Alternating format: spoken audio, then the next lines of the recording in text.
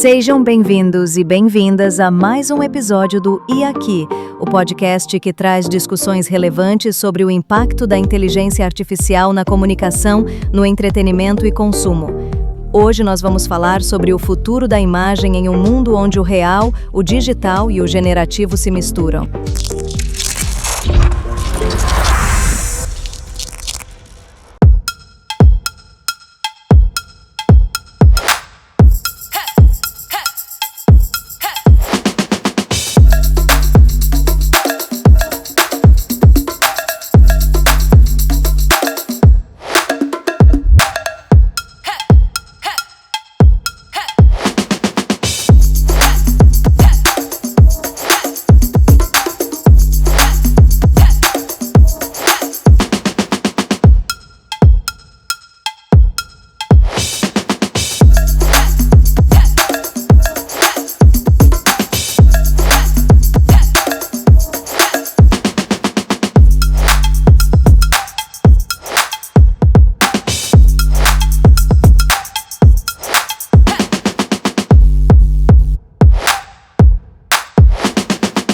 Hello, eu sou Andréa Mello, especialista em Shopper Insights e apaixonada por inteligência artificial. E eu, Maurício de Paula, diretor de criação e diretor de fotografia. Sejam bem-vindos. O nosso convidado de hoje é um artista visual muito talentoso. Ele cresceu dentro de um estúdio de fotografia, se formou em desenho industrial e liderou o time criativo de grandes marcas como Le Creuset e B&O, porque eu não vou saber pronunciar o nome, mas depois ele conta para vocês. Atuou na direção global de imagens dessas empresas. Ele é o fundador da CGI, um estúdio dedicado à criação de imagens híbridas, do real ao digital, unindo fotografia, CGI, inteligência artificial e direção visual com uma abordagem estética e narrativa única. Marino Salovics, seja bem-vindo ao E Aqui Podcast. Muito obrigado pelo convite.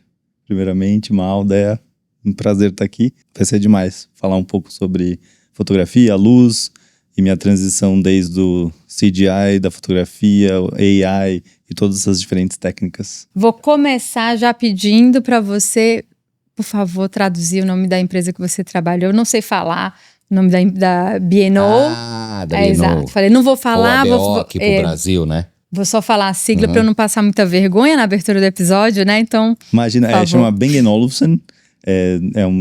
Tem diferentes, duas famílias, vamos dizer, dois diferentes caras que se juntaram e fundaram a Bang & Olufsen. Marino, queria pegar até assim o gancho, né, já aqui nesse tema das empresas por onde você passou.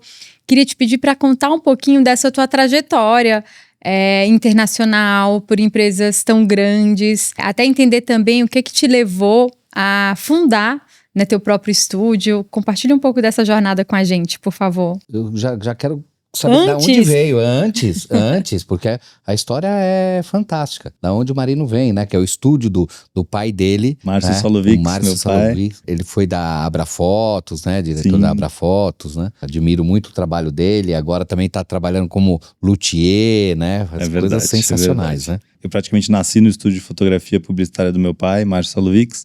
E ele me ensinou, assim, desde sempre me incluiu em todos os projetos, assim, isso foi fantástico e fez toda a diferença em tudo que eu tô aprendendo, principalmente na parte de luz, e ele já usava equipamentos muito legais, que o Mal adora equipamentos também, Hasselblad, todas essas lentes Schneider e tudo mais. Eu louco. Marino, ele não tava aqui ainda, não tinha voltado pro Brasil.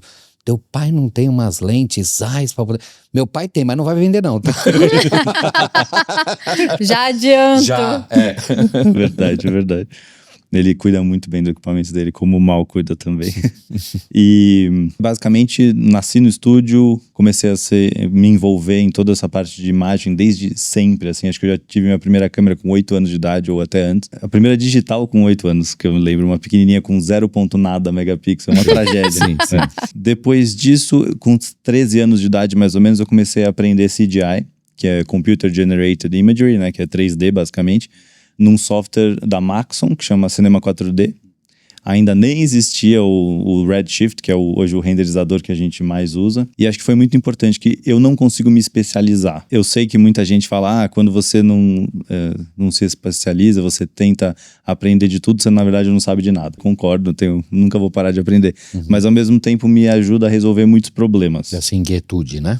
Eu acho que isso eu tô em todos os lugares vendo tudo que tá lançando desde sempre. É imagem, é vídeo, você tá lá. Sim, imagem, vídeo, tudo, e tá tudo convergendo, eu diria, para uma unificada solução, assim, unified solution, eu pensei um pouco assim. E aí depois do CDI eu tive a oportunidade de trabalhar nessas grandes empresas, e tive a oportunidade também de ter um time e elevar o potencial de cada um para trazer mais novidades, para a gente conseguir realmente resolver problemas muito grandes. Eu que tão jovem, que eu tive a oportunidade de 20 e poucos anos, já ter uma equipe que podia, a gente, sei lá, produziu mais de 100 mil imagens na Le Creuset e organizou e juntou isso num DAM, né, num Digital Asset Management Solution, e foi muito importante, assim, foi realmente fazer algo que vai mudar algo numa empresa.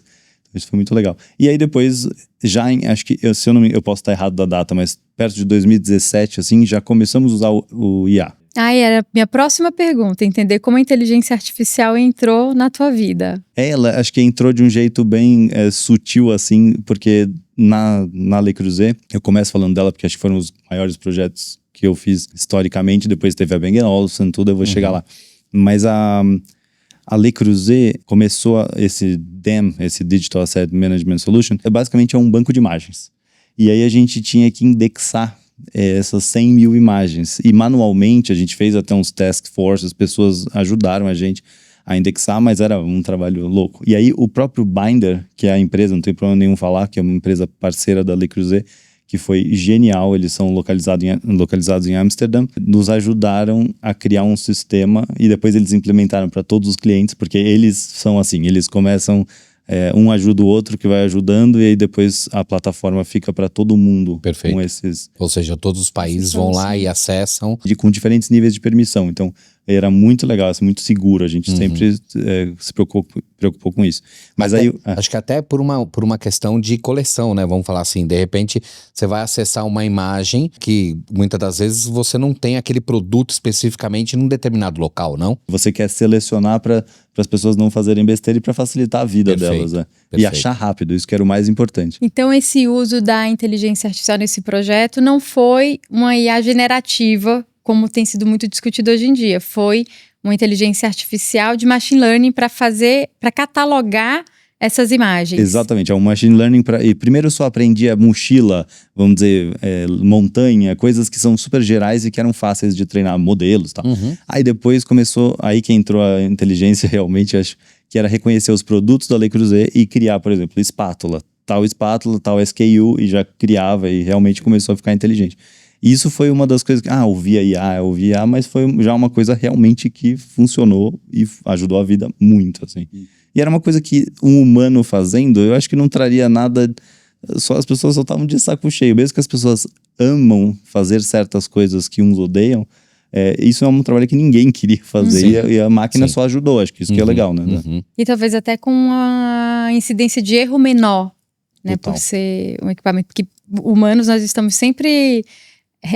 sujeitos a falhas, né, a equívocos, enfim, que muitas vezes a máquina e o algoritmo tem um índice menor do que o nosso. Mas me conta agora, a gente começou a falar de inteligência artificial, mas me conta como que foi essa saída desse universo mais corporativo para abrir o teu estúdio, Marino? Acho que foi muito natural, sempre quis isso de ter minha própria empresa e autonomia para fazer o que eu quisesse, sabe, assim, no sentido... Pausa para, você sempre quis beber no horário do trabalho, é isso? Vamos fazer um brinde? Vamos. Nosso patrocinador, Velecave, olha gente. só que maravilha, poder beber no horário do trabalho. Obrigado. Então, sempre foi muito natural, assim, por exemplo, a Le Creuset, uma empresa fantástica, a gente conhece a família, eles são geniais, assim, me deram muitas oportunidades, até o Mal conhecem, o Sean, né, a Alessandro, o Paul, a Mônica, todo mundo, pessoas muito legais. Mas sempre numa empresa tem uma certa, ou business, tipo, fala que você tem que fazer certa coisa que eu faria diferente porque tecnicamente, ou não sei, seria interessante. Mas essa autonomia sempre para eu ir além e usar tecnologias que eu queria, assim. E então, Isso já ficou na minha cabeça. Bang & Olufsen é a mesma coisa. Foi legal porque em vez de usar mais a fotografia, que na Le Creuset a gente fundou um estúdio na Tailândia e um na França, porque por logística era muito melhor. O mais caro era transportar as panelas, né? As panelas Que são pesadas panelas e boas. Exatamente. Então o melhor foram fazer estúdios locais. Aí na Bang & Olufsen eu já fui mais pra área de CGI. Super pesado. A gente tinha cada computador, sei lá, com 4 3090, tinha um processamento de GPU incrível. E era tudo do e-commerce era feito em CGI, em 3D. Mas isso porque a Bang & Olufsen são equipamentos. Sim. Então a imagem dos eletrônicos. equipamentos era gerada Em 3D. em 3D Isso. por computadores. Eles não eram fotografados para foto Eles ser eram usada fotografados só em campanhas, em tudo assim. Tá. Mas era tudo CGI. E o legal Nossa, é que tinha incrível. muitas variações de materiais. Uhum. Então, por exemplo, você tinha uns speakers são incríveis, aqueles de metal, com couro, com não sei o quê. Mas aí tinha, às vezes, por exemplo, de cobre, de alumínio, de ouro. E aí, essa variação com a mesma forma não Mesma vale forma, a pena. mesma posição, porque tá no e-commerce, aquela coisa toda, quer dizer, é quase que impossível, né? É muito mais complexo, então, fotografar do que gerar a imagem por computador. E eu, por exemplo, até na Le Creuset a gente usou bastante fotografia, né, que eu falei. Mas às vezes, por mais bem feito que seja um produto, ou de qualquer marca, ele existe uma variação física de dilatação de um... E a gente usava até laser, tudo que você possa imaginar para deixar na mesma posição. Aí depois tinha um tratamento digital, deixava tudo perfeito, Claro. né, após. Mas existe essa variaçãozinha. Então o 3D já é genial.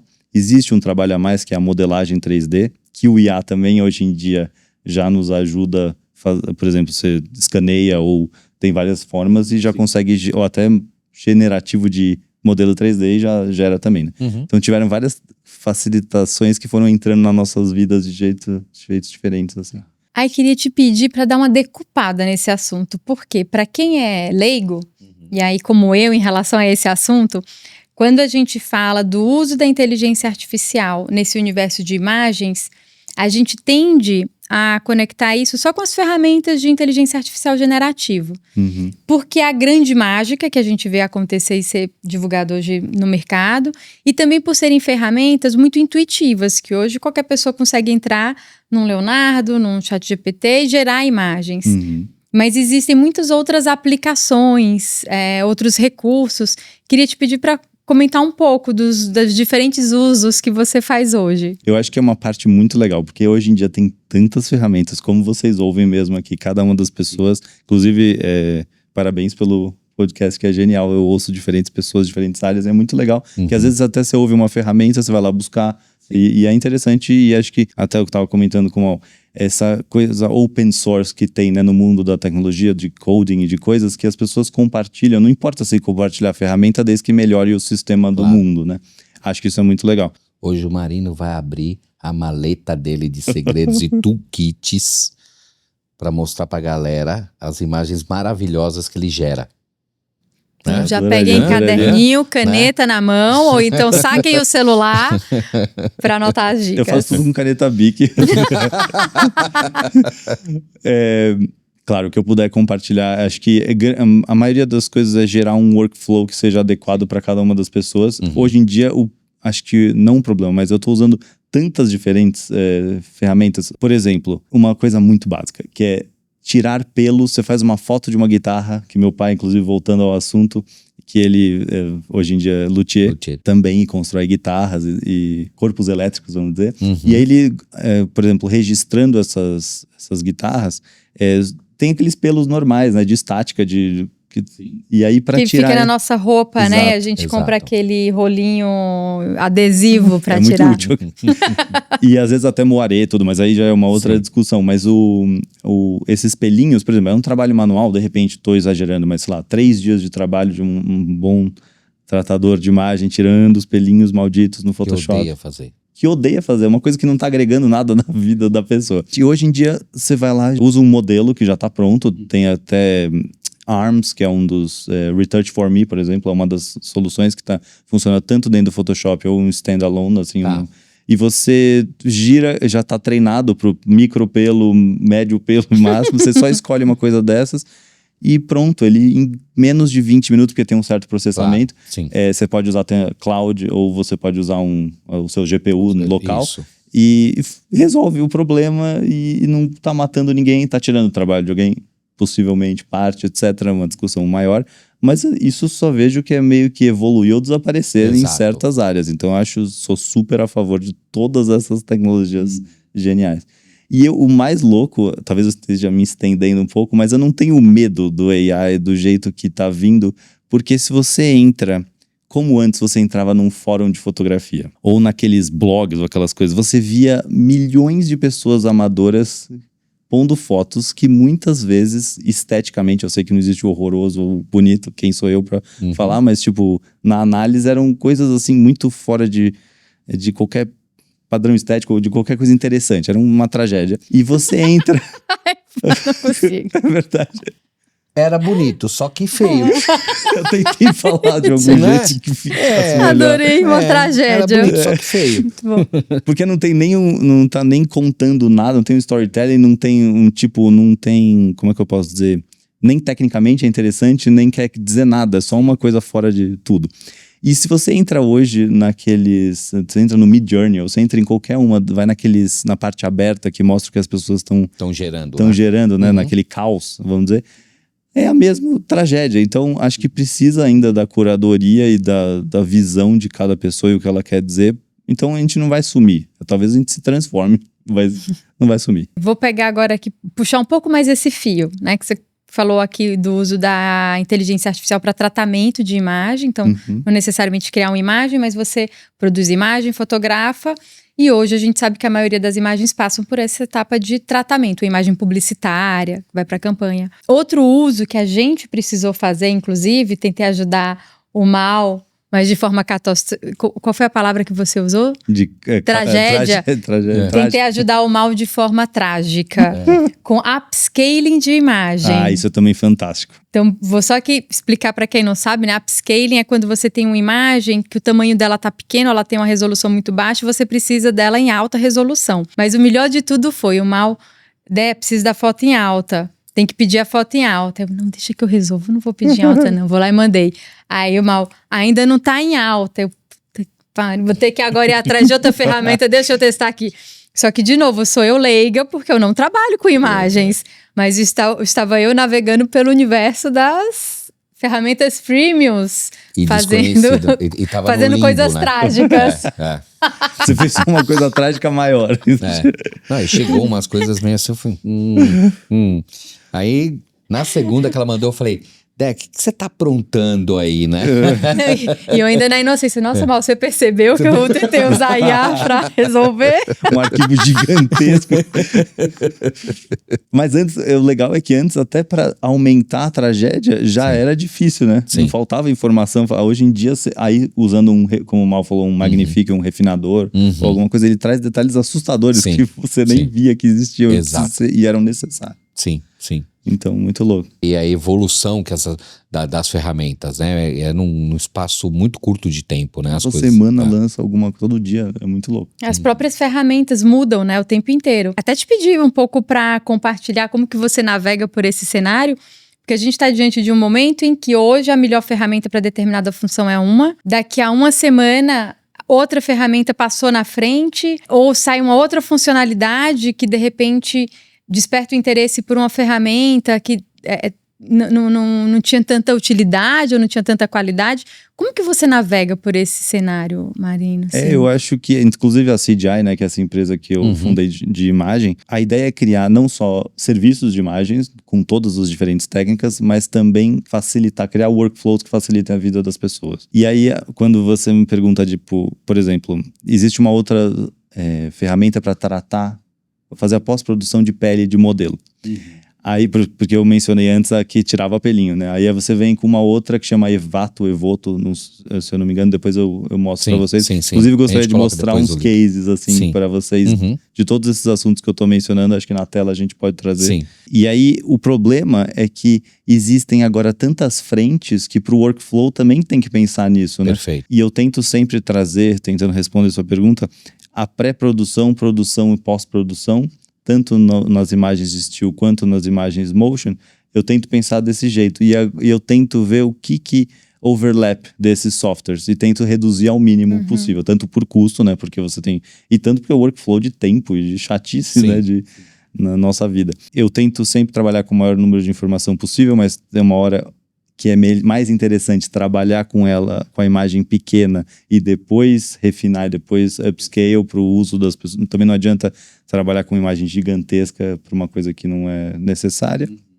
E ao mesmo tempo, tento trabalhar sempre, não importa o que eu faço na vida, assim, tanto de fotografia em RAW, né, usar sempre o maior número de informação possível, mas também os espaços de cor, tentar preservar ao máximo para ter continuidade, não uma coisa que você chega, putz, tem que retrabalho a pior coisa que existe, eu acho. Então, por isso que existem tantas ferramentas para diferentes coisas. Tô pensando em outras ferramentas aqui. O Magnifique, que vocês mencionaram, é fantástico.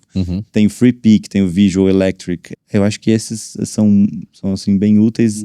Existe um outro Prom AI, que é uma coisa muito específica. Ele faz tudo. Só que, na verdade, o que eu descobri que ele faz melhor é, por exemplo, quando você tem casas, arquitetura, e você precisa, até fizemos um projeto, depois eu posso mostrar para vocês, que estava em obra, totalmente assim, e precisava mostrar de um jeito quase finalizado.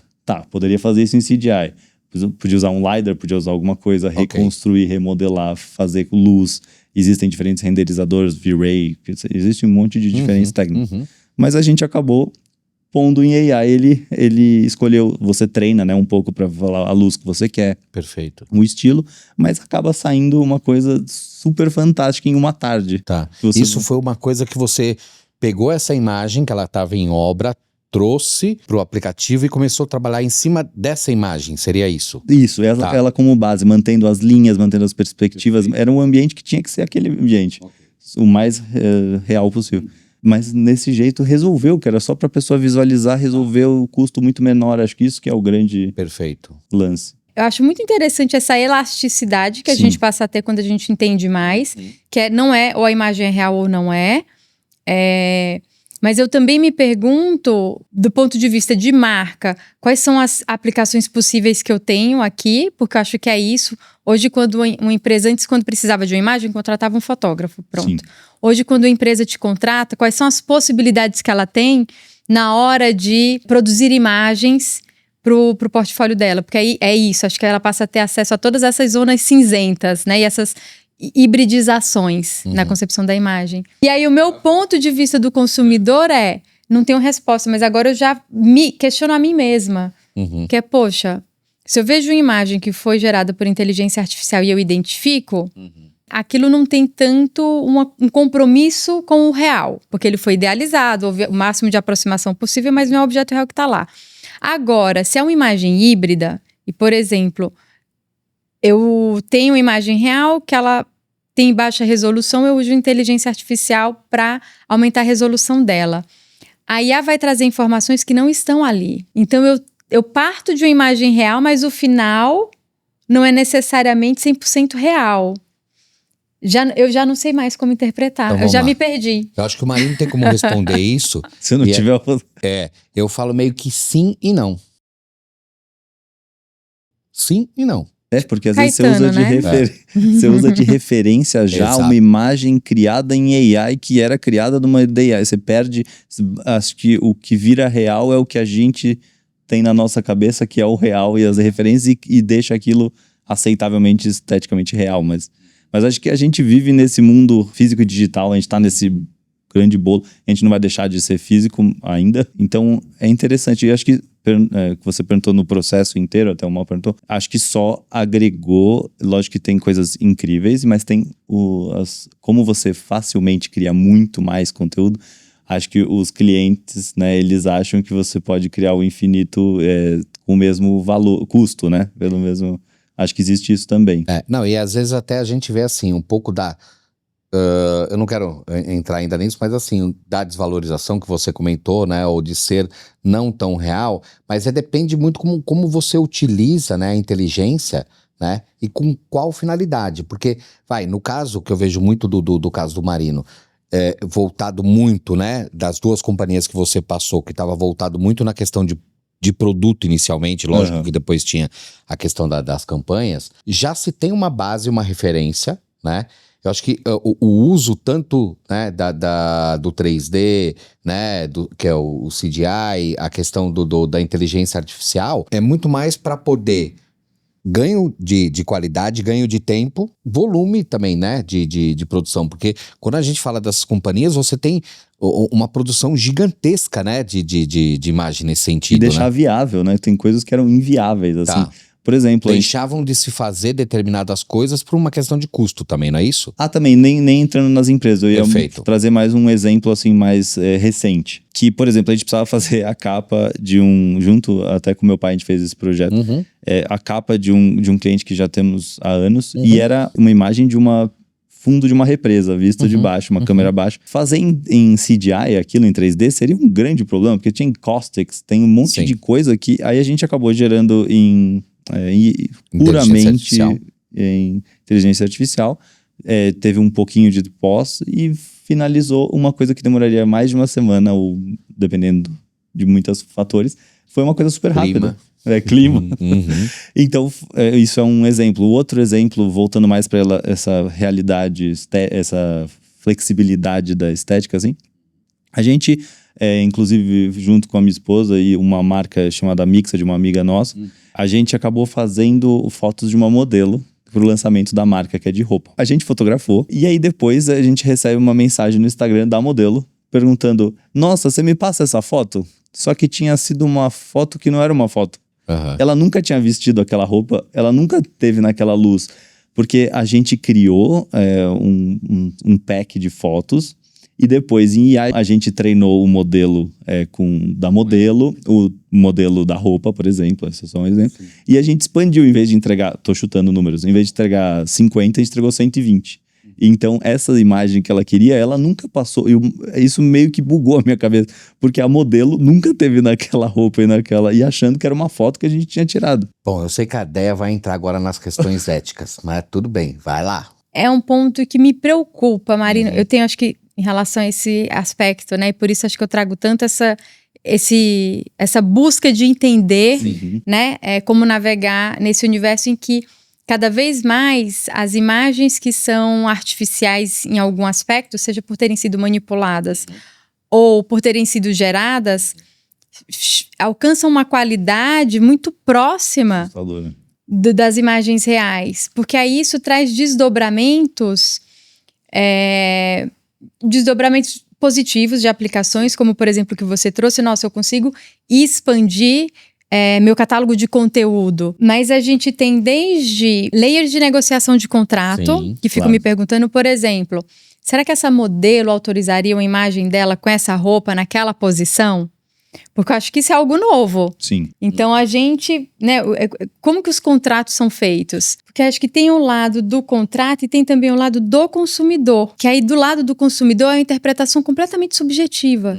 Então se eu vou entrar no site para comprar um equipamento, para comprar uma roupa, o quanto para mim é importante saber que aquilo que eu estou vendo é o objeto real ou não. É verdade. Ou quanto para mim faz diferença, por mais que você diga que você se aproximou o máximo ali possível, né, da textura.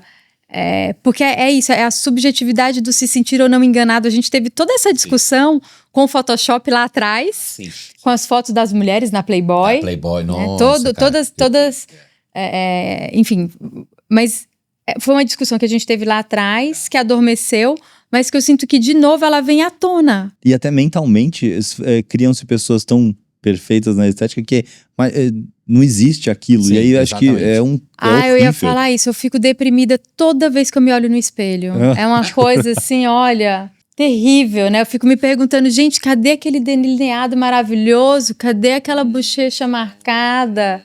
Né? Tá vendo? Por que essa papada ainda tá aqui? O que é que ela faz comigo aqui que eu não tinha visto ela antes?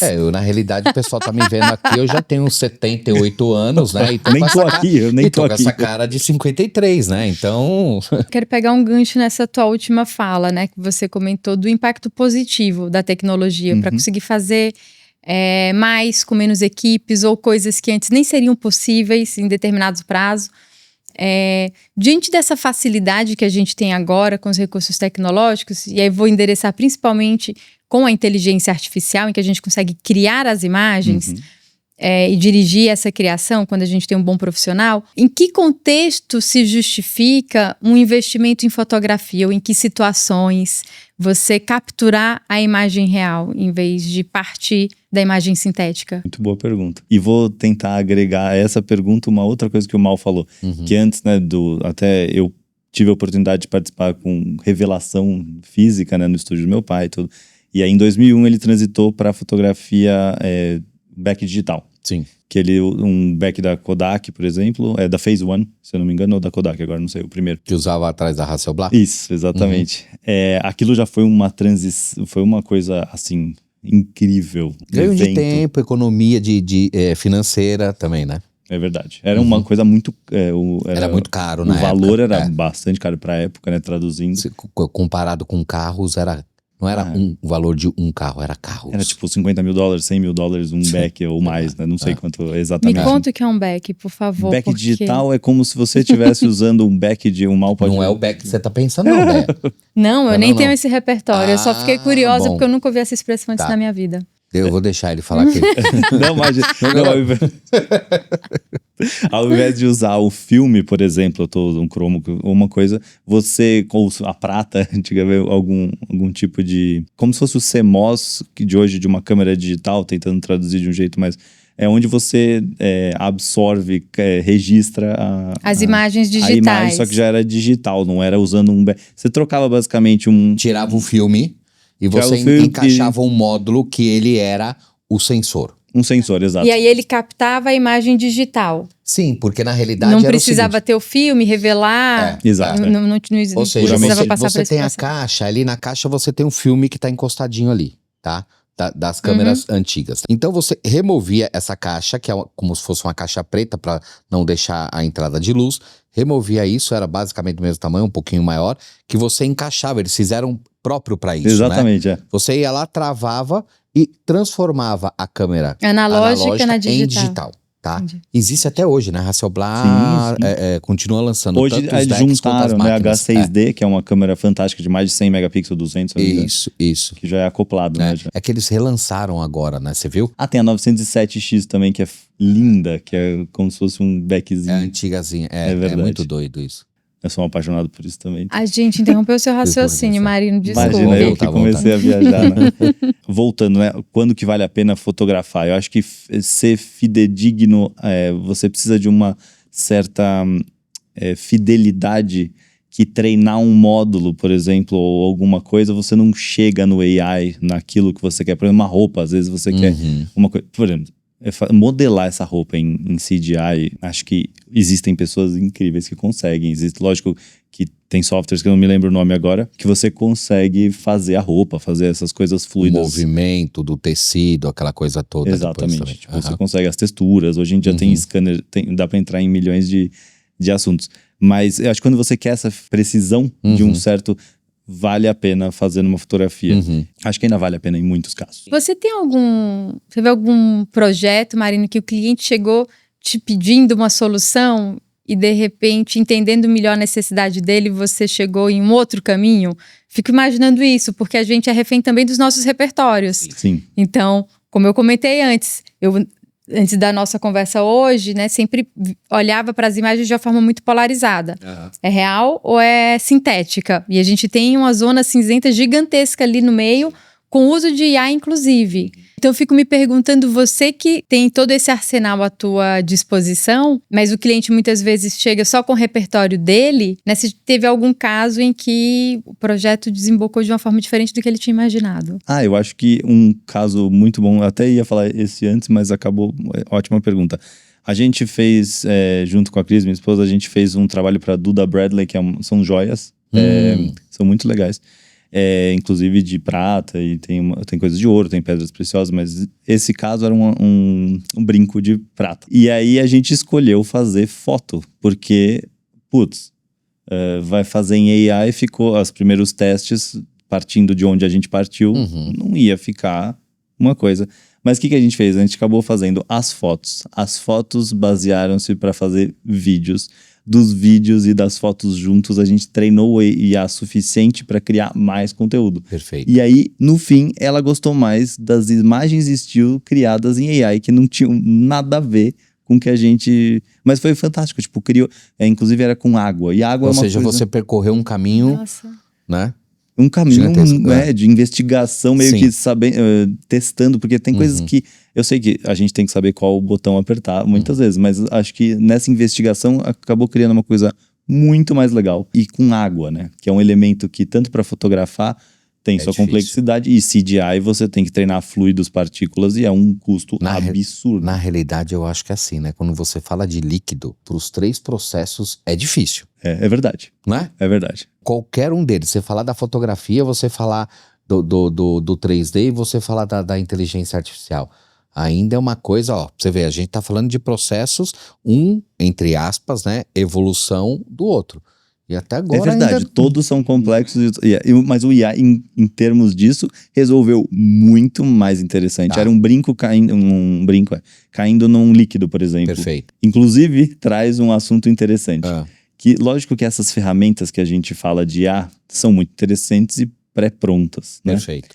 Mas, lógico, eu queria ir além e eu queria tanto trazer mais o grão da fotografia, ou mais a realidade, e comecei a Do trazer... filme, você queria trazer Do o grande filme, eu queria sim, tá. trazer o noise, queria trazer o moreu, tipo, eu queria trazer mais a característica do real, além de luz e etc. Perfeito. Então eu comecei a ir numa investigação. Primeiro que, por exemplo, as imagens a gente estava fazendo tudo em PNG e JPEG, né, que muitas vezes saem dessas aplicações. Mas não, preciso sair pelo menos de um TIFF 16 bits para ter cor e etc. Então comecei ao Mas isso contrário. gerado por IA, você tá falando? Gerado por IA. Ele tava gerando em TIFF pra você? Não. Aí ele estava gerando em PNG ou Tá. JPEG. Eu falei, isso não dá para trabalhar. Porque ele não gera. Algumas já começaram. Mas aí o que eu Quem tá gerando em TIFF? eu tive que jogar no Topaz, aquele upscaling, que transformou... sim. Isso que é o louco, ele transforma gerando informação, e eu cuspi em TIFF 16, por exemplo. Aí eu já tinha mais informação para trabalhar no pós. Então isso foi muito Porque interessante. ele já estava entrando numa questão não só de resolução, mas de gama cromática, entendeu? De informação para trabalhar na pós.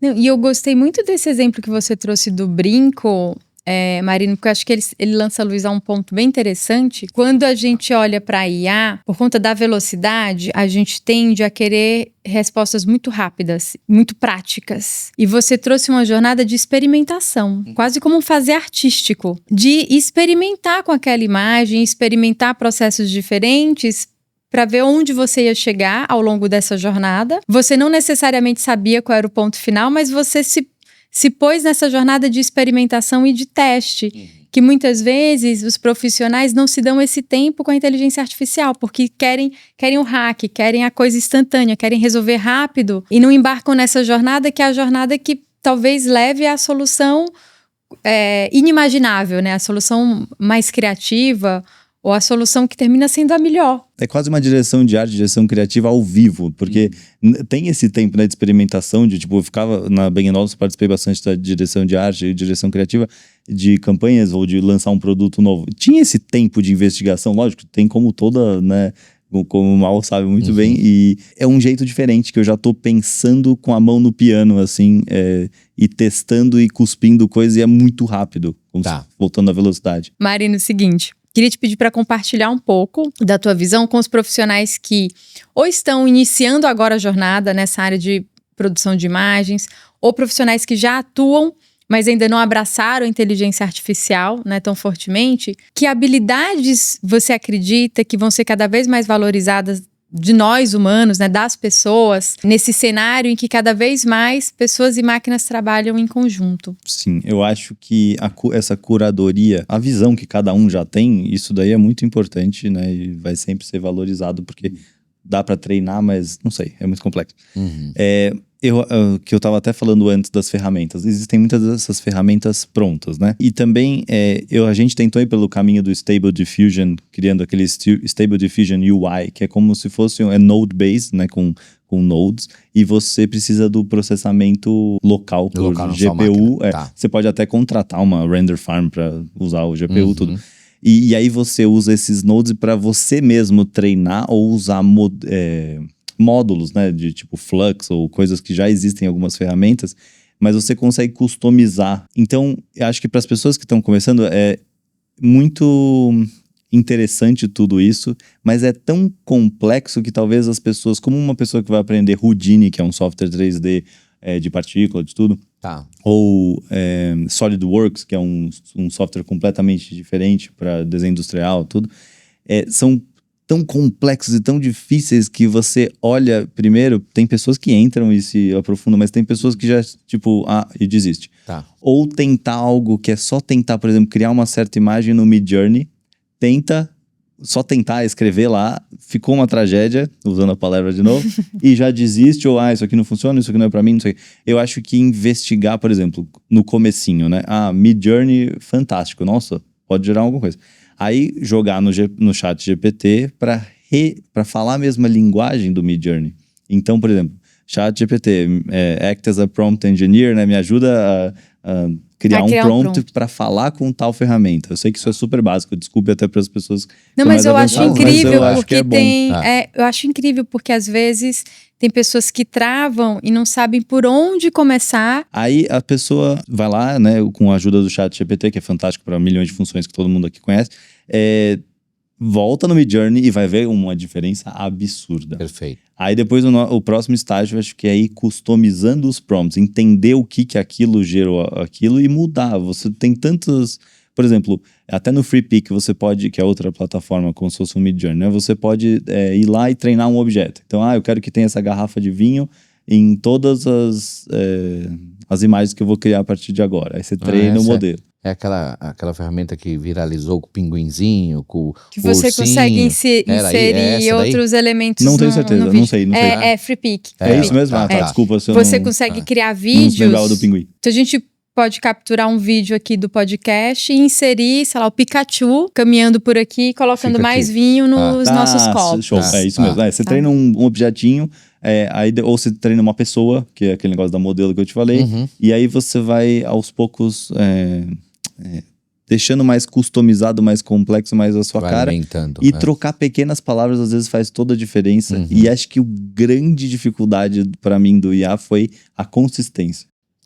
Sim. No começo, né? Eu quero que tenha essa garrafa de vinho em diferentes ângulos, mas tem que continuar sendo a garrafa de vinho com essas particularidades e etc. Então, acho que esse negócio de consistência era a grande chave, modelos, né? Que hoje em dia melhorou muito. Você pede para manter certa coisa e pede para excluir de não ter certas outras coisas e você consegue chegar onde você quer. Isso eu falei do IA, mas eu acho que o mais importante também é ter essa visão de fotografia e o mais importante de tudo, a luz, que acho que muda toda a história, muda toda a vida.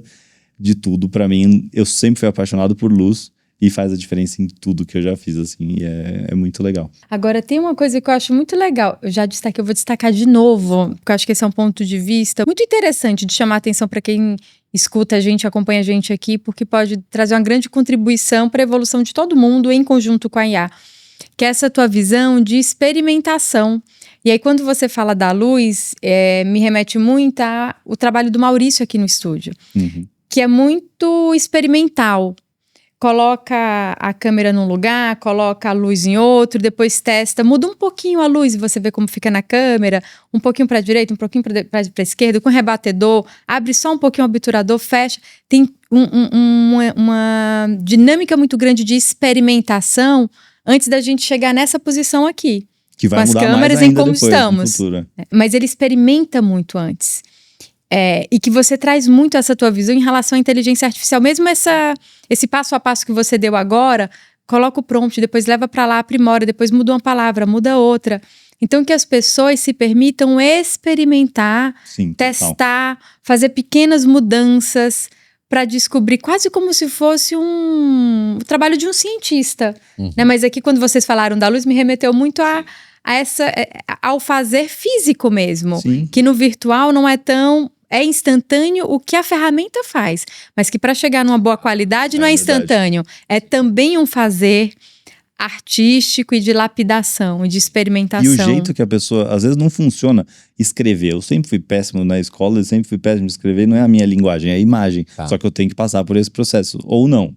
Aí, por exemplo, vai no Visual Electric, você já joga uma imagem, da imagem é um node que você já gera outra. Ou seja, tem texto você também, entrega uma referência para ela, para que ela te ajude. Por exemplo, não sei, porque cada um Sim. trabalha de um jeito. De A uma gente tem que forma achar diferente. a ferramenta que funcione e que, na verdade, você goste da cara dela para funcionar. Porque tem tantas opções, né? E algumas não funcionam bem. Ou seja, o que você tá falando pra gente é assim, né? É fácil, é nada, É. não é? É divertido, é divertido. Mas Eu- gostei muito desse mindset do experimentar. testar, tem que experimentar. Testar ferramenta, testar prompt, testar caminho, aplicações. Mas, Marina, me diga uma coisa. Eu sei que você já era um estudioso de 3D, aquela coisa toda. E com a IA, ela fez com que você tivesse que buscar muito mais informação daquilo que você já sabia? Como é que foi isso daí? Eu acho que melhorou certas coisas que eram chatas de fazer ou que Tá, como é que não tinha sido resolvido antes, assim. perfeito. E acho que parte é porque eu sempre busco aprender mais e quero Ok. evoluir, mas... Isso é seu. Isso é Tá. meu. Mas parte, por exemplo, dentro de 3D, tinham coisas que eram muito chatas de criar o UV Mapping ou alguma coisa, ou criar modelo, por exemplo... Tem pessoas que são fantásticas e amam fazer modelagem 3D. Aham. Eu odeio, sou péssimo. Nunca gostei, assim, por isso que acho que também não estudei. Mas hoje em dia já existem vários, inclusive de prompt para gerar Os modelo modelos 3D. para você trazer para dentro do 3D. E aí eu acho que o legal é que os mundos se conectam muito, porque a fotografia conecta com a luz. O CGI, você pode trazer o modelo dessa garrafa e continuar a partir daí, que você já vai ter uma consistência muito melhor no IA. Então acho que eles tudo sempre se funde com algumas características. Mas, e aí além disso, por exemplo, pós-produção, que eu acho tão importante. O Mal sabe, né, que toda pós-produção de vídeo, de cinema. Eu tento usar os mesmos softwares que eu uso na fotografia para o IA. Isso ajuda a trazer essa realidade, né? Ou os pós-produção de cinema, ou DaVinci, o que seja, a gente também tenta usar os mesmos. Marina, a gente tem 4 perguntas que a gente faz com todos os convidados que vêm aqui, e que são perguntas para a gente capturar a tua visão mais abrangente em relação à inteligência artificial, não tanto ancorado na tua área de atuação. E a primeira pergunta que eu quero te fazer é: qual aspecto da inteligência artificial te deixa mais empolgado hoje em dia? Eu acho que a automação e redução de tempo gasto com inutilidade, assim, eu diria. Eu quero uma que automatize dobrar as roupas e guardar nas gavetas. Isso seria fantástico.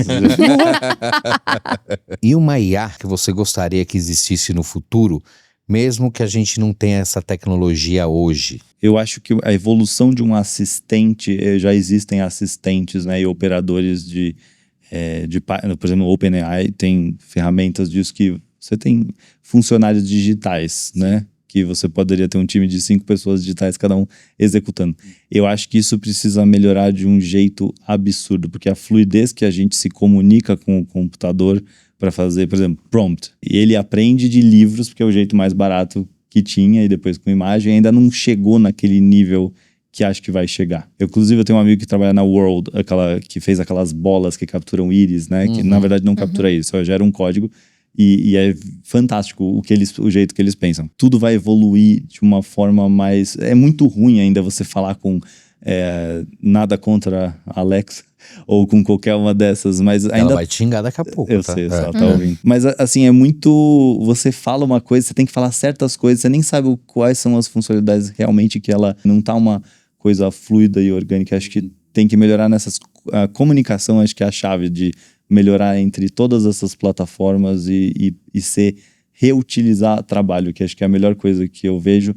Por exemplo, um modelo 3D ser abrível, não existe essa palavra talvez, mas tipo, poder ser aberto em outros isso já existe muito, existem tradutores, mas tá muito complexo, tem bilhões de coisas, precisa tudo ficar mais fácil pro humano, no sentido que acho que tá tudo tão complexo de usar, tem tantas ferramentas e tem tantas linguagens que é difícil acho que vai demorar, tipo blockchain e Web3 e tudo mais. Todo mundo nem sabe o que está acontecendo de nada, aí vai demorar um tempo até todo mundo ficar bem para usar. Porque ainda você não fica de novo, numa esfera ainda muito elevada, né, de conhecimento e essa dificuldade da integração entre eles, né? Sim, total. Marino, e o futuro da humanidade com a inteligência artificial em uma palavra?